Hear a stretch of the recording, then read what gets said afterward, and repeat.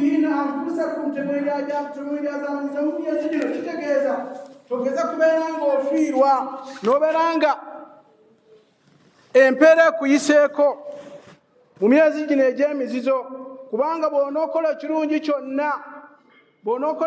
kyonna nga kirungi bagenda kubeera nga ate bakubyamu. Kati lwaki weefiiriza n'obeera nga tufunye ebirungi ebirimu nga bw'onoosaddaakiramu bakubyamu, bw'onoosaaliramu esswala bakubyamu, bw'onoosobola okubeera nga osiibiramu bakubyamu, naye ate togenda kubeera nga osiba mwezi mulamba, tugenda okubeera nga twogerako. N'olwekyo Allah subhanahu wa ta'ala atufuulira ebintu bino byombi, enjuba n'omwezi, tusobole okubeera nga tuyiga okubala, twetegereze. Omusiraamu otambule ng'okimanyi nti ennaku bwezi wezifaanagana, era omuntu sobola kubeera nga agenda kola hijja nga tamanyi kubeera nga abala, kubanga onookola hijja nga tomaze na kubalirira. Omwezi tukola hijja mwezi ki? Omuntu ajja kusobola okubeera nga otoola zaka kubanga tusobola kubeera nga obala. Omuntu ajja kubeera nga osobola okubeera nga okola kyonna nga tobaliridde. Litaalamu adada siniina wal hisaab. Allah osobola okubeera nga oyiga okubala ebintu ebyo byonna. N'olwekyo mwezi guno mulungi, kigambibwa nti Nabi Muhammadin sallallahu alaihi wasallam bwe yafunira special invitation nga omwakiwulira, Allah n'amuyita n'amulalikako esswala. Esswala eno gye tusaala, arikaanu endala zonna, empagi endala esigadde zonna zaafunibwa mu mbeera endala, naye ate eno gye tugenda okukola eno gye tusaala. Allah subhanahu wa ta'ala ayita Nabi Muhammadin sallallahu alaihi wasallam n'abeera nga mugambye nti nkulaaliseeko ggwe n'ab'ekibiina kyo swala. Esswala eno gye tugayaalirira, esswala gye tusaala mu mbeera gye tusobola okubeera nga tutwetegereza. Lumu Nabi Muhammadin sallallahu alaihi wasallam agamba Aba Dharri n'amugamba, idha qumta fi salatika fasalli salata muwaddi'in, bw'oba ogenza okubeera ng'osaala, saala esswala ng'esswala gy'omanyi nti yeeyo yennyini esembayo, naye bangi engeri gye tusaalamu yeeyo. Twetegereze. Kanoolwekyo embeera eno y'okubeera nga tutunuulira omwezi guno gwa Rajab gulimu enkizo yaagwo, nti Allah subhanahu wa ta'ala yatulalikako esswala fe aba ummati Muhammadin sallallahu alaihi wasallam omwezi guno ogwa Rajab. Mwezi guno Nabi Muhammadin sallallahu alaihi wasallam bw'agendera mu Isra wal Miraj, Allah kakubeera nga agamba subhana alladhi asra bi'abdihi laylan min al-masjid al-haram ila al-masjid al-aqsa alladhi barakna hawlahu linuriyahu min ayatina. Allah atambuza Nabi Muhammadin sallallahu alaihi wasallam amujja Makka amutwala Yerusalemu, n'amujja Yerusalemu n'amutwala mu ggulu, n'agenda kumuwaaki swala. Mu mwezi guno ojja kufuniramu ebigambo bingi ng'abantu bagamba nti omwezi guno gwa Rajab abantu bateeka okubeera nga bagusiiba, naye onoogusiiba otya? Omwezi guno gwa Rajab ojja kufuniramu ebigambo nga batugamba 27 lwero lwennyini nti Nabi Muhammadin sallallahu alaihi wasallam lwe yagendera mu ggulu. Bw'akomawo sufunangayo ebigambo ebigamba nti yakuŋŋaanya abantu n'abeera nga buli 27 agende n'abasomera Isra wal Miraj. Bidi'a eyo weeri abantu bagikoleramu. Mwezi guno gwa Rajab bwe abantu bagambira nti oteeka okubeera nga ogusiiba omwezi omulamba. Aisha radiyallahu anha agamba nti teyalabako Nabi Muhammadin sallallahu alaihi wasallam ng'asiiba omwezi omulamba okwawukanako ne Ramadan. N'olwekyo tusobole okubeera nga twegendereza bidi'a ze tugenda okubeera nga twogerako.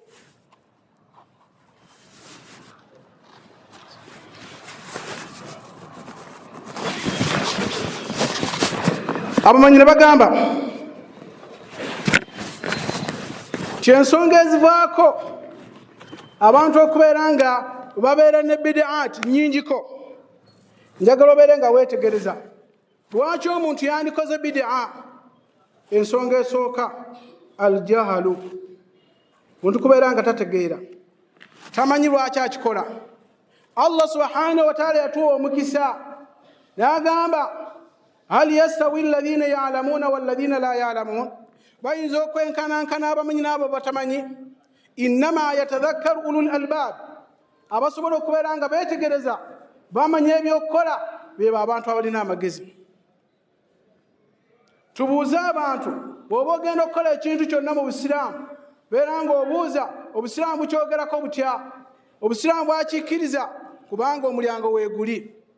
Allah subhanahu wa ta'ala n'agamba fas'alu ahla dhikri in kuntum la ta'lamun, mubuuze bannannyini kumanya obeera nga temuna kye mumanyi. Omu bwe yali yagamba nti mutugamba nti Qur'ani erimu buli kimu kyonna mwekiri mu Qur'ani.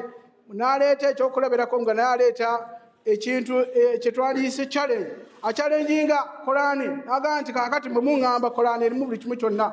Amugamba nti musajja gwe mbuulira, akasawo k'eŋŋaano kano ka bandaali kalimu chapati mmeka? Bwe mbeera nga ndi wa kufumba kalimu gundi mmeka? Tubuze Qur'ani tulabe.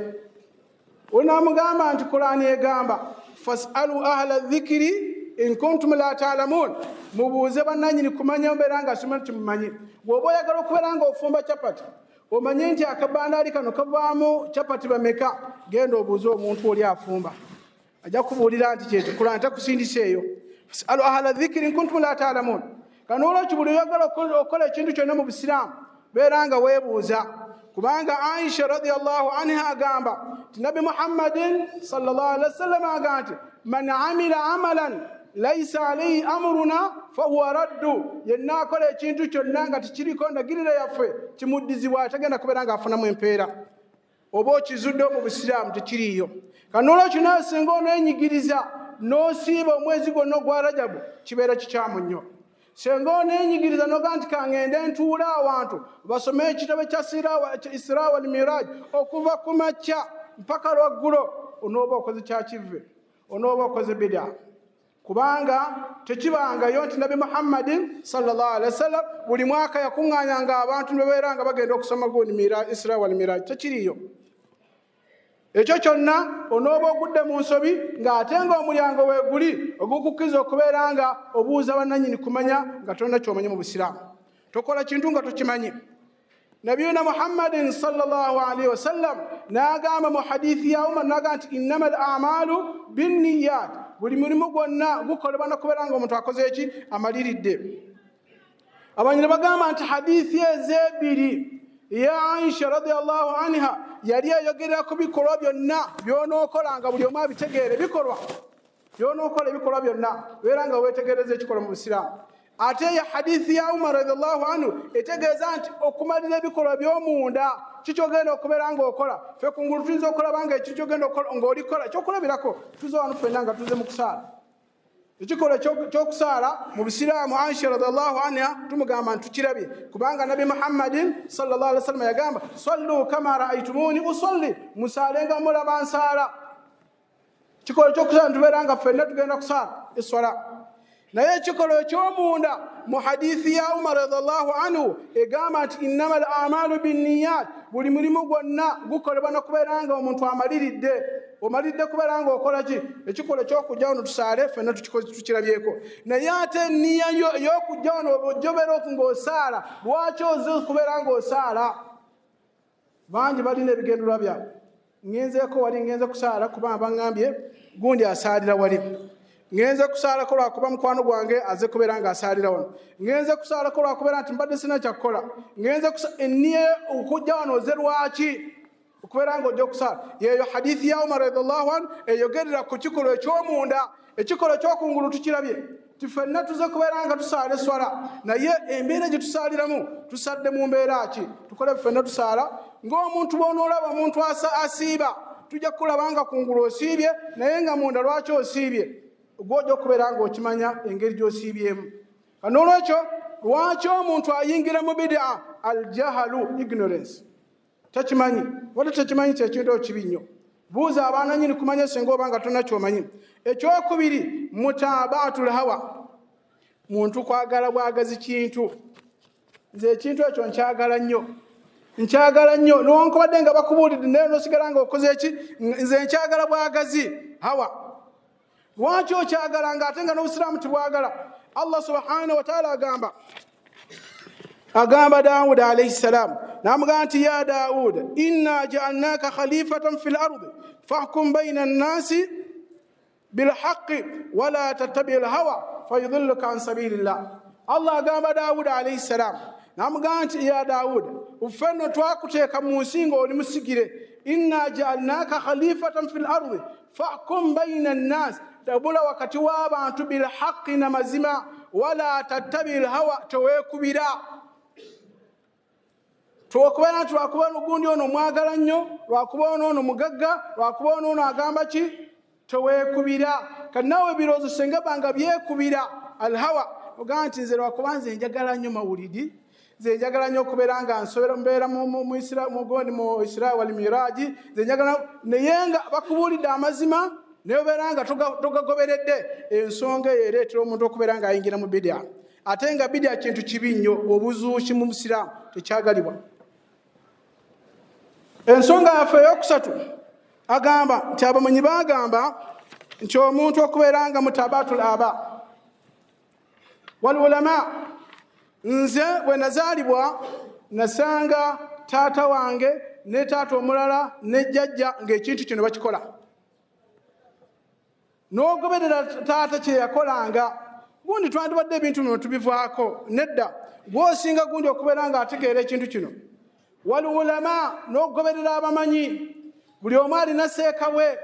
Abantu bagoberera bamaseeka agamba nti seeka gundi yagambye atya naye nkubadde ng'omulaze amazima nga weegali oliaga naye seeka akyogerako atya seeka gundi akyogerako atya seeka gundi akyogerako gw'osinga gundi yali asobola okubeera nga akola ekintu gundi. Tulina talakayin naye gw'osinga gundi yasoma ebitabo oli bakolaze amazima naye olwokubeera nti olina omuntu gw'ogoberera. Wa idha qila lahum ittabi'u ma anzala Allah abantu bo bagamba nti bagoberere Allah bal nattabi'u ma alfayna alayhi aba'ana bagamba nti ffe tugoberere kitwasanga bajjajja baffe nga bakola. Mugoberere Allah byayagala nedda. Inna wajadina aba'ana kadhalika yaf'alun twasanga bajjajja baffe nga bwe batyo bakola. Kireetera omuntu okubeera nga agwa mu bidia n'akola ekintu kitali mu Busiraamu.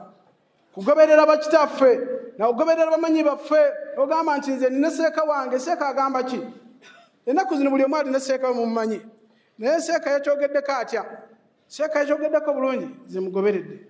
Bw'abeera nga y'ensonga lwaki Nabi Muhammadin sallallahu alaihi wasallam bwe yali ayogera ku bantu abala yagamba la tattabi'anna sanana alladhina min qablikum mujja kugoberera ddala obuufu bw'abantu abo abaabasooka bali bakuli ya al-kafirun mujja kubegoberera ddala. Niwankubadde nga abantu badde nga bayingira mu kinnya ky'enswaso bati namwe era mugenda kubeera nga mukigoberera nimuyingiramu kubanga lwaki mugoberera omuswayi kyaga nti okufaata kipofu omuntu okugoberera nga tolina kyomanyi olinga agoberera muzibe kubanga gwe muzibe bw'omukwatira omuggo n'omugamba tugenda ku plot 6 ye tamanyi politics ebeerawa omukwatira muggo n'omugenda n'agobera paka omutuuka eri. Kati naawe lwaki sobola kubeera nga weerwanako n'omanya nti ekintu kino kirungi oba si kirungi n'obeera nga ogoberera bugoberezi ng'omuntu atalina maaso.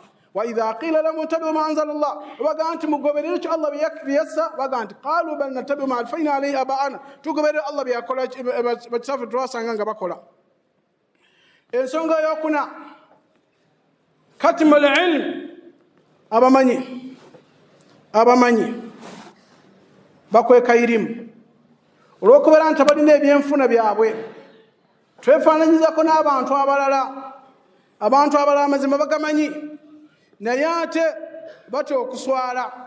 Omusiraamu omumanyi n'abeera ng'akitegedde nti bannange kino kibidaa tekikkirizibwa n'akweka irimu n'okweka irimu amazima n'ogakweka.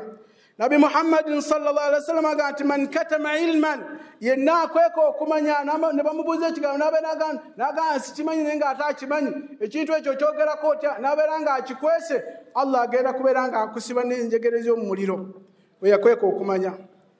Tereza abantu babeere nga bakitereera bakitegeera nti omutuufu kye baliko si kirungi bidia tuziveeko tubuuze bananyini kumanya nga obeera nga tulina ekyo kyomanyi. Ensonga yaffe ey'okuna bantu bekweka irimu tebagala kubeera nga bakola ki babuulira abantu amazima. Wa qulil haqqu min rabbikum gwe kyoba okola yogera amazima nti amazima gafaanagana gati ekyokulabirako ennaku zintuluga kye twagenda nga tuzuulazuula era nitugoberera abantu bali abantu omuntu aba afudde n'afa tutandika kukola minzaani budget tukola bannaye gundi afudde naye wantugenda kukola obutebe tugenda kuleeta obutebe tugenda kuleeta tenti ensawo z'omuceere 2 egundi abafumbi omuntu afudde tuba tugenda mu kuziika bannaffe temutulekera mmere tubakoledde ekijjulo weekiri twawukana n'enkola ya Nabi Muhammadin sallallahu alaihi wasallam okufumba emmere ku lumbe kyagale oba tukyagadde ffe tukikubuulidde goberera omutima gwo goberera enkola y'abantu bali gye baatandikawo naye ng'okufumba emmere ku lumbe si kya busiraamu tugenda tukikoperera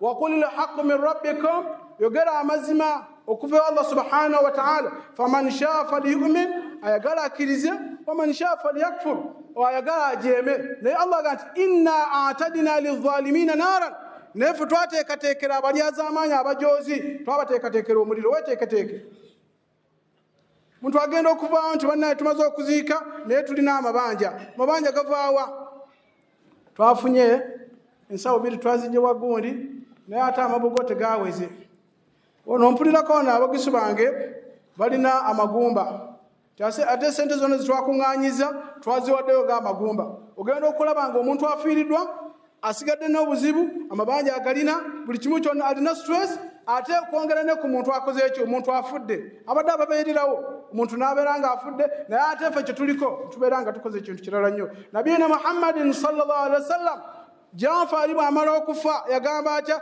isna'u li ali Jafar ta'aman mukolera abantu ba Jafar ekyokulya kubanga bafunye ekikangabwa yensonga lwaki abagisu bali abakadde n'abalala baleetanga ebijanjaalo n'enku nga bazireetera abantu abafiiriddwa naye ffe olwalo tugenda tukopakopa ebintu tusobola okubeera nga twagala tuyitewo tugeza kubeera nga tuyingiza musiraamu ekitaalimu Allah aganti alyawma akmaltu lakum dinakum wa atmamtu alaykum ni'mati wa raditu lakum al-islam diina Allah nalusimira obusiraamu bwajjula kati lwaki oyongeramu ebiryo olinga agamba nti kino kyali kyetaagisa okubeera nga mwekiri tekisaana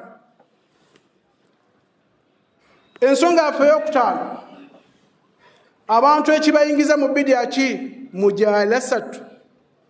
mujalasatu asdiqai suu okubeera nga obeera n'emikwano gy'ababi mikwano gyo beera nga babi bagenda kuyingiza mu bidia kubanga mukwano gwange yalagidde oli agamba nti almar'u ala diini khalilihi omuntu abeera ku nkola ya mukwano gwe olina agamba nti mbuulira gw'oyita naye nkubuulira empisa zo omuntu tugenda tukopakopa mukwano gwo n'abeera nga akubuzizza Allah agamba nti yawma ya'udhu dhalimu ala yadayhi yaqulu ya waylata laytani lam atakhidh fulanan khalilan laqad adallani ani dhikri ba'da idh ja'ani muntu agenda kubeera nga yejjusa wala tasaata mandami nga akasera koko gisika kyaliwo agenda nga nti ay Allah ngazi nsanze senga safura gundi kubeera nga mukwano gwange laqad adallani ani dhikri yambuza okubeera nga nzijukira Allah subhanahu wa ta'ala nebeera nga sitegedde lwaki ogoberedde mukwano gwo nabiyina Muhammadin sallallahu alaihi wasallam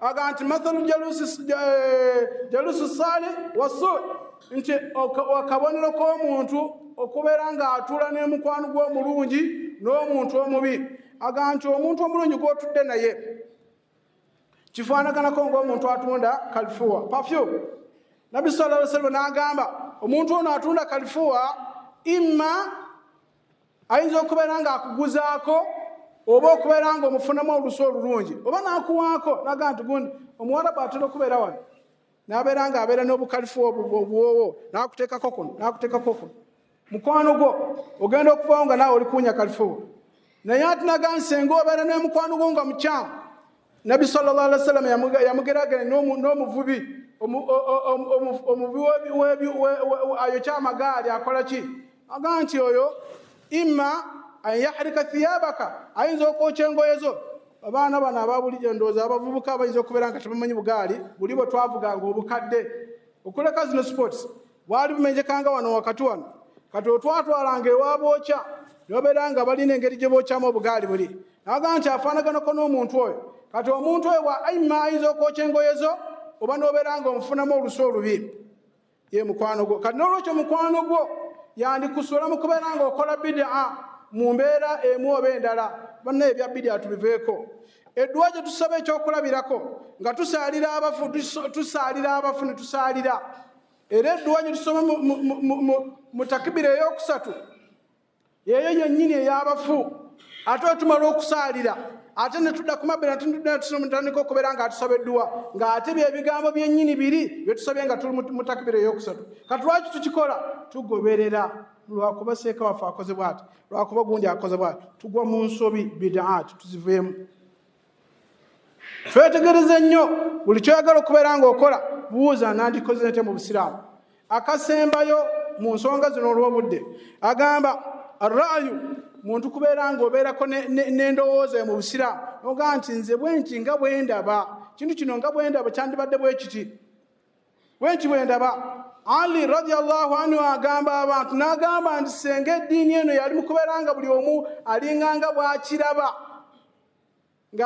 bw'akiraba nti okusiiga amazzi ku ngaato zaffe oba ku sokisi zaffe twandibadde tusiiga munda kubanga munda we walinnya wano we walinnya naye ate omuntu bw'aba afuna wuzu ng'asiiga ku sokisi ze asiiga waggulu nekibeera nga alyaga nti kyewuunyisa nti senga obusiraamu bwali nti tutambulira ku muntu nze nga bwendaba twandibadde tusiiga munda kubanga munda we walinnya si kungulu kandi olwekyo obusiraamu bwaffe Allah agamba nti alyawma akmaltu lakum dinakum wa atmamtu alaykum ni'mati wa raditu lakum al-islaama diina Allah n'atusimira obusiraamu nga ye ddiini kandi olwekyo kyakubeera nga twongera mu magezi gaffe obusiraamu olwekyo nzibeera nga ensonga ezireetera abantu okugwa mu bidya ziri ensonga nnyingi naye nga muzo one aljahalu bantu kubeera nga tebategere kye bakola ekyokubiri muntu kugoberera seeka we okugoberera gundi obwagazi bw'omutima gwe nze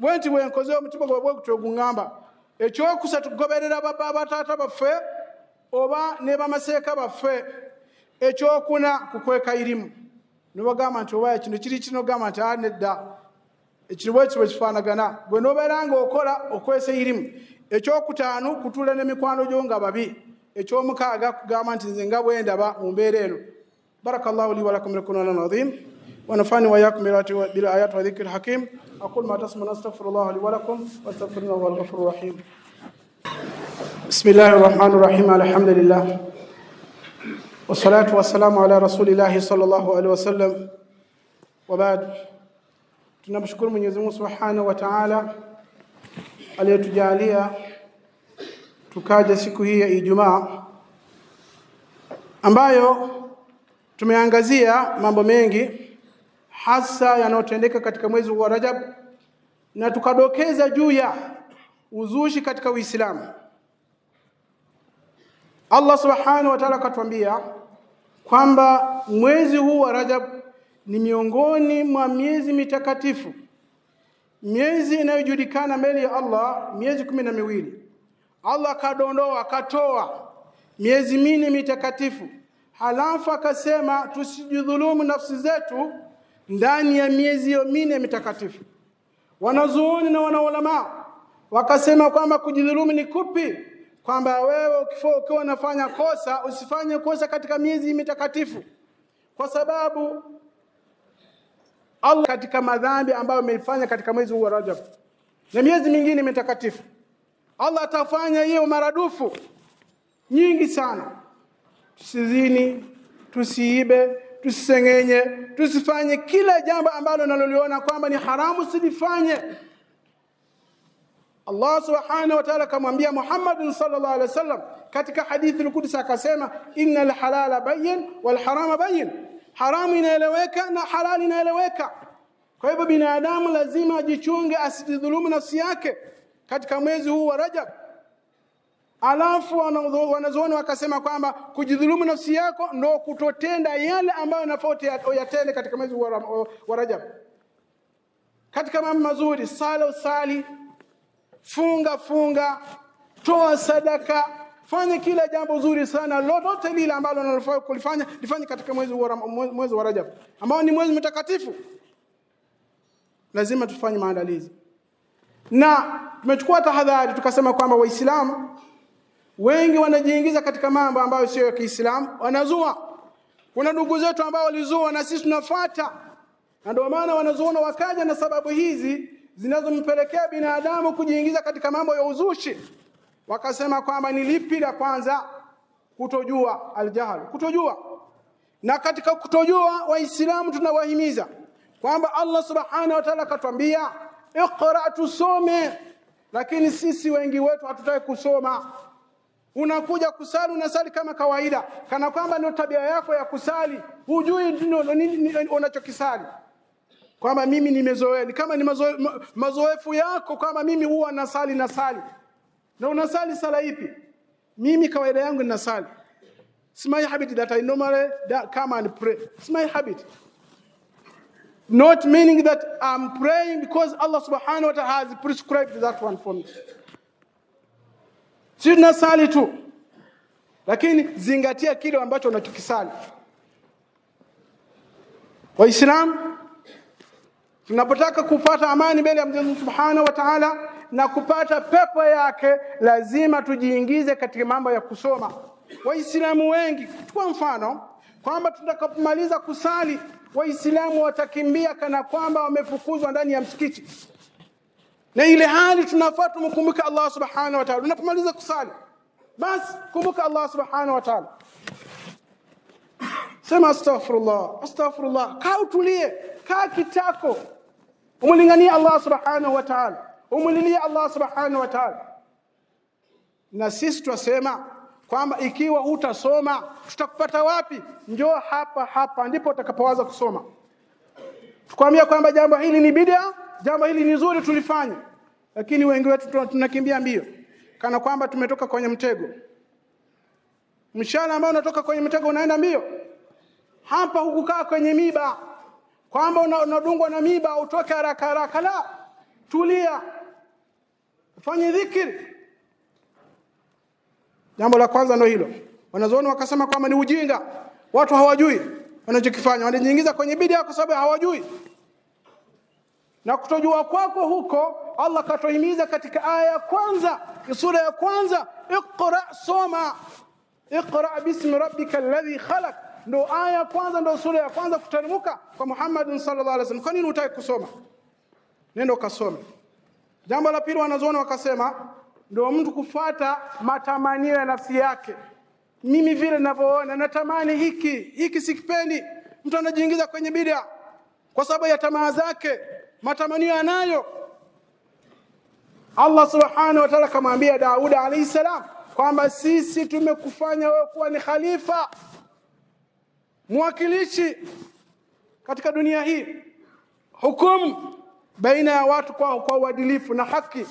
Wala tattabi hawa, usifate tamaa yako, usifate hawa yako, usifate matamanio ya nafsi yako. Lakini wengi wanajiingiza katika bid'a kwa sababu ya kufuata matamanio yao. Wanazuoni wakasema kwamba binadamu huwa anajiingiza katika bid'a kwa kuwafuata babu zao na wale wengi waliotangulia. Kwamba mimi jambo hili nalifanya kwa sababu nilipata babu na mama na nani wote wakiwa wanafanya jambo kama hili. Wa idha qila lahum ittabi'u ma anzala Allah, wakiambiwa kwamba fateni yale Mwenyezi Mungu Subhanahu wa Ta'ala aliyoteremsha, wanasema la, bal natabi'u ma alfaina alayhi abana, tunafuata kile tulichopata wazazi wetu wakifanya. Kwa hivyo ndugu zangu Waislamu, watu wanajiingiza katika bid'a kwa sababu gani? Wanafuata yale waliopata watu wakifanya. Wale ulama na wengine wana mashehe zao. Shekhe wengi, huyu shekhe anafanya hivi, shekhe mwingine anafanya hivi, shekhe mwingine anafanya hivi, lakini shekhe wake akiwa hajafanya jambo fulani, basi naye pia hatafanya. Shekhe wanamwambia jambo fulani, anasema la, mimi shekhe wangu bado hajafanya jambo fulani. Kana kwamba wao ndio wanaanzisha dini, wao ndio walileta dini, wao ndio walifanya jambo fulani. Ndugu zangu Waislamu, chukua tahadhari.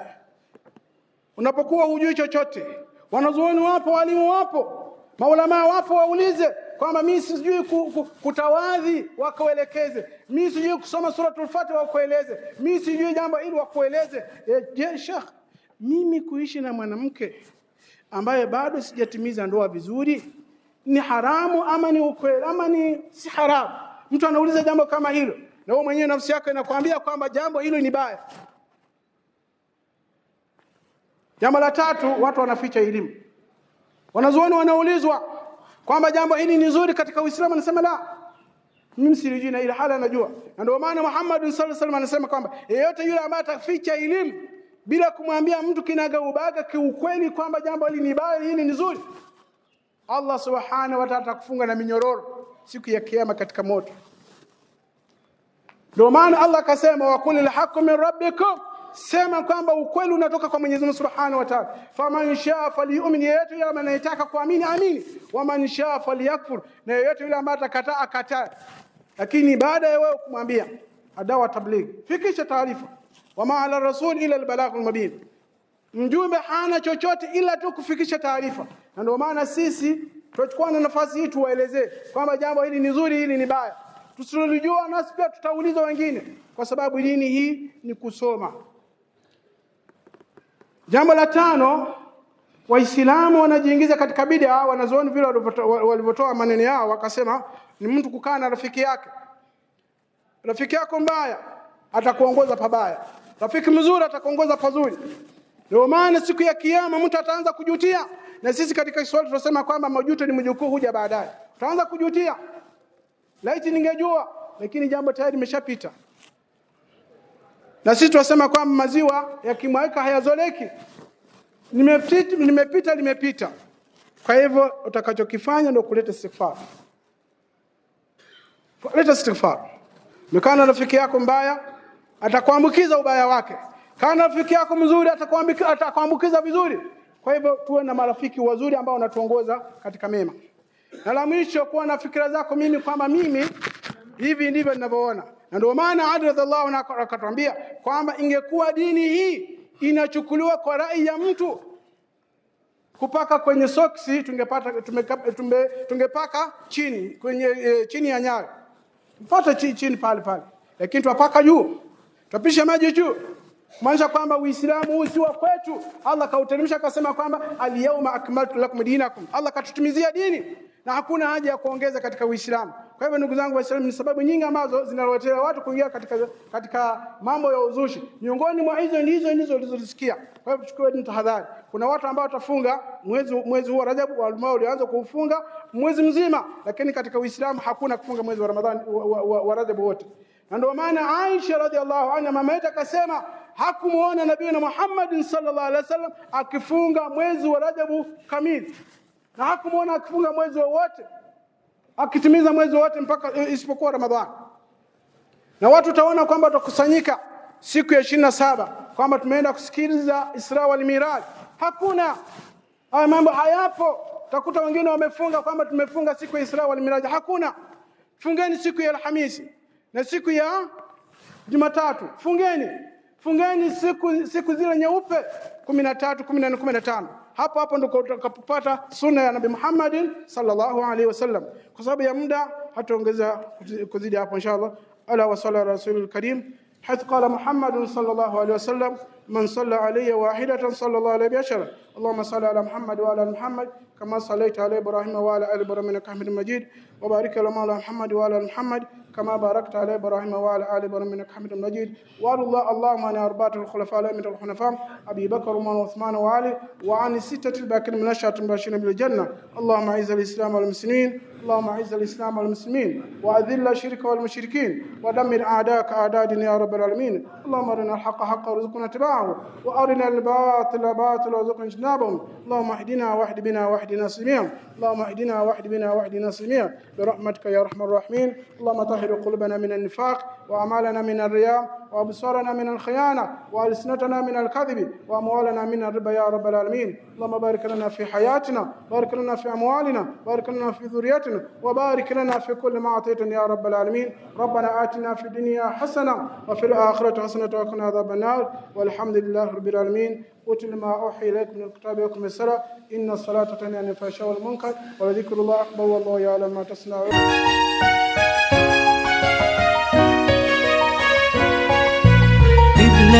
Islamic Media. Qibla Islamic Media.